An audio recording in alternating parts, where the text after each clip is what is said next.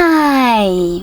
In front of me is iPhone 13 Pro Max, and today I would like to show you how you can access all your downloads on this device.